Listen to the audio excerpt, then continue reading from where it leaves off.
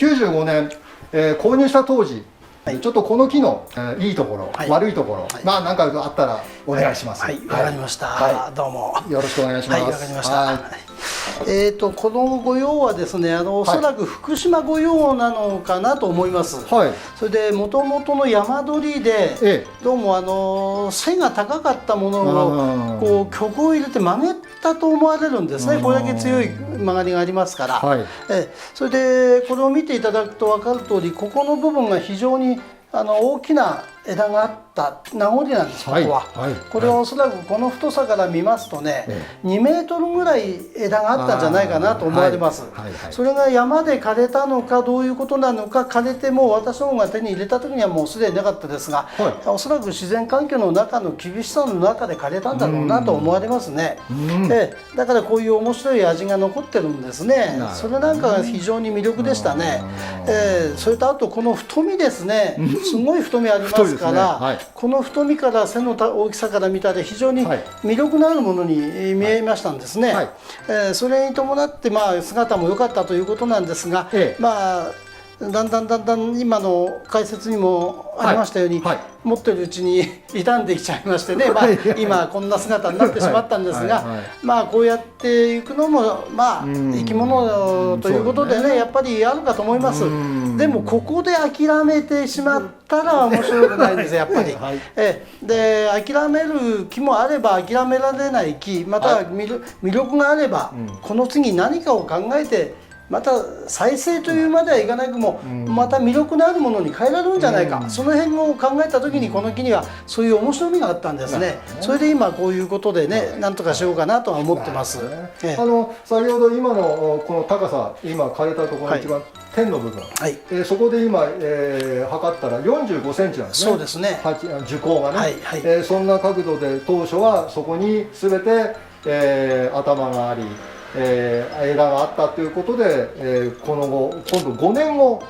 今度これがですね、西川さん葉っぱが長くなっていくんですけど、これはやっぱりいろんなこの福島御用特有のこのねじれとか起こってしまうというか、そうですね、これ県外のお客さんが持たれてたんですが、やはり水くれが多かったようですね。湿度が高いところに来てどうもさつきをやられてましたもんで、どんどん肥料と水やられたら葉が伸びてしまいましてね、写真にもあるんですが、その写真を見られていただくとそういうことが起きてたということですね。非常にバランスが崩れてしまいまして、ちょっとこれ直しても姿形としては見れるけれども葉の部分でちょっと物足りないかなという、そんなところが見受けられましたね。その後写真がありまして、2014年の4月、今度はさっきの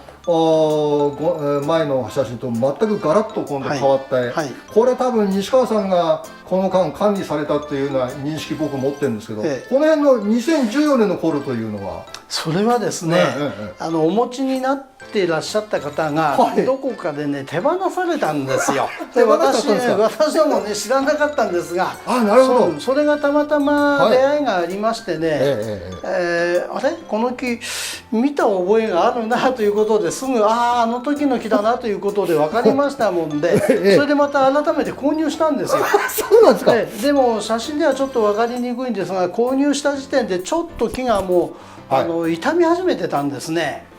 これ傷んでる？傷み始めてるんです。それでこれちょっと分からないけれども昔ねちょっとこう携わった木だから何とかしてみようかなという気持ちもありましたもんでね、それで購入に至ったわけですよ。はは、そうすると今度は、2015年、1月に、今度はこれ多分この購入した後、多分これ西川さんお手入れなさって、手入れしてるんです一度は。してますよね。してます。はいはいはい。ね、これ、そうするとこれなんか中が見えて、木の姿が見えて、という感じなんですが、まあこういう経緯が、あって、その年ですね、また2015年の4月になるとですね、なんかね、なんかわかんないですけど、頭がですね、だんだん赤っ端になっちゃうんですよ、これ。そうですね。これはちょっと知らない方も多いと思うんで、これちょっと説明していただくとありがたいんです。それがやはりね、どうも根に問題があったようですね。根に問題があったということは、やっぱり土の問題がそこにあったんですね。なるほど。それでまあこうなってくるとちょっと五葉松がこの症状を起こしてくるとまずいなと思っていたんですが、やはりどんどん進んでいきましてね。この西川さん、この赤い葉っぱになってこれ広まっていくんですよ、これ。そうですね。だんだん上から下へ傷んできてますよね。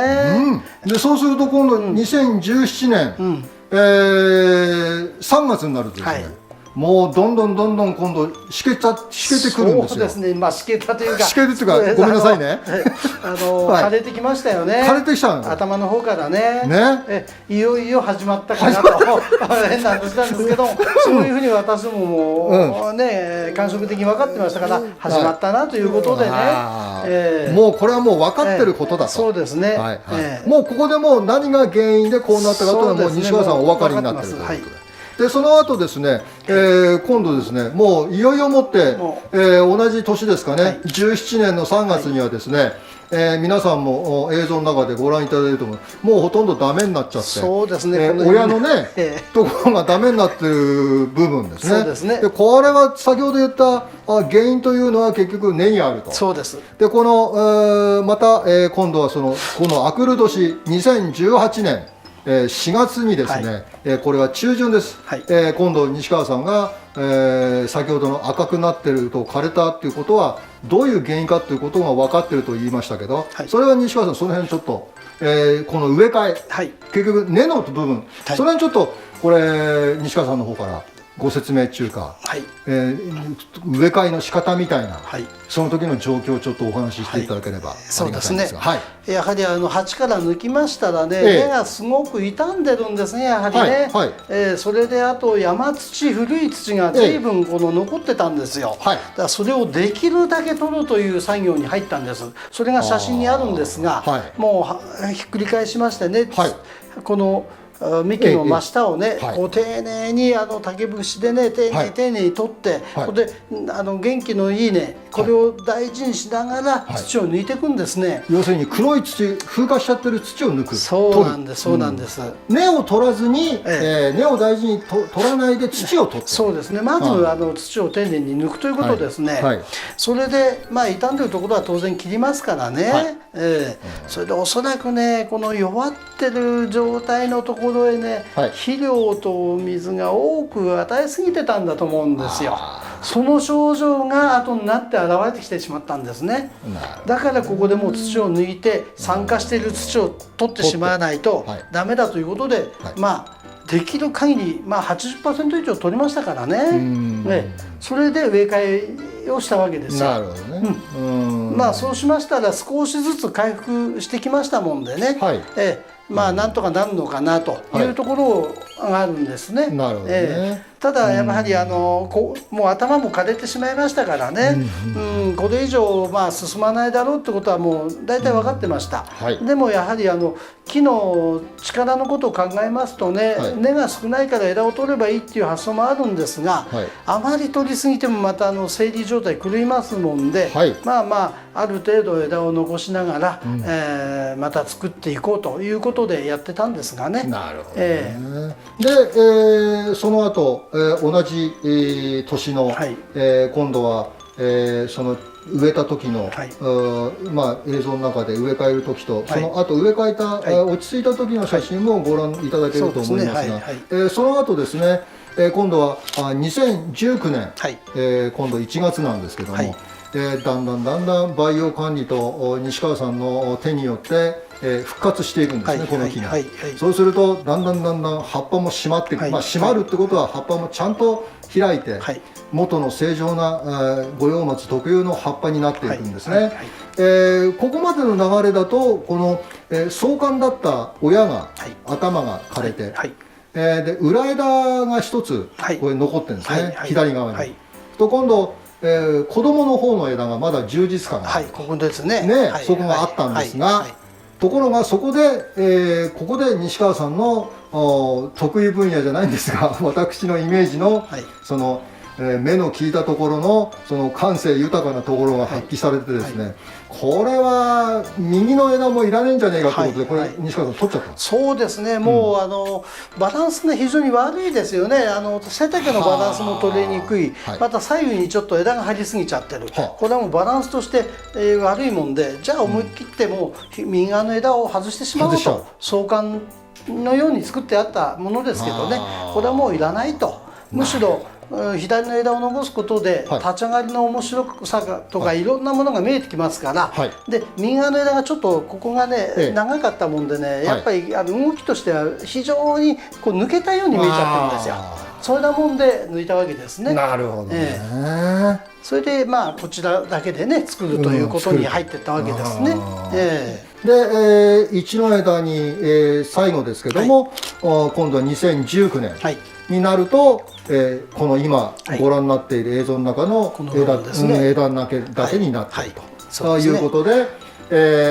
天神ということと、あと一枝の部分でそのこれからの作風というか、西川さんの描いている姿に仕立て上げようじゃないかという今回の、この動画の一番のポイントと面白いんじゃないかなというところで、今日この後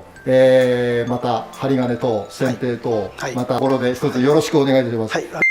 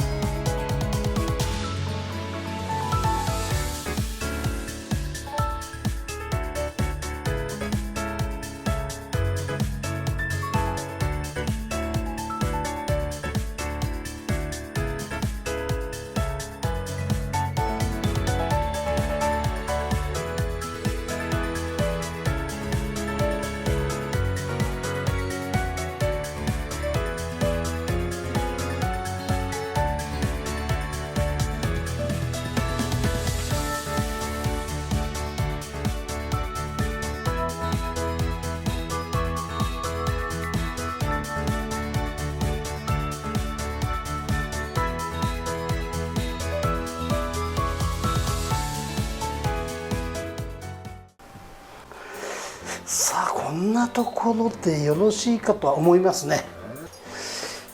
何か参考になればと思いますけどね。だから一枝でもやはりこうやってね枝を巧みに動かすことでね、動きを出すことで見せることができますよね。あとはねこれまた鉢をね何か工夫したいんですよ。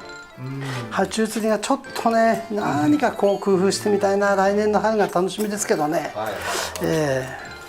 まあいろんな見方があるでしょうからね、またこの次この木が鉢が変わってね、